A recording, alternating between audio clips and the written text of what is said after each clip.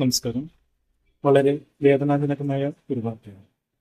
കായംകുളം ദേവ communications നാടക ട്രൂപ്പിന്റെ വാഹനം അപകടത്തിൽപ്പെട്ട് 2 ആർട്ടിസ്റ്റുകൾ മരണപ്പെട്ടിരിക്കുന്നു. കണ്ണൂർ വെച്ചാണ് അപകടം നടന്നിരിക്കുന്നത്. 14ഓളം പേർക്ക് പരിക്കുകൾ ഏറ്റിട്ടുണ്ട്. കായംകുളം ദേവ കമ്മ്യൂണിക്കേഷൻസ് നാടക സംഘം സഞ്ചരിച്ച മിനി ബസ്സാണ് അപകടത്തിൽപ്പെട്ടത്. മലയമ്പടി SN വളവിൽ ചേർന്നു അപകടം സംഭവിച്ചത്.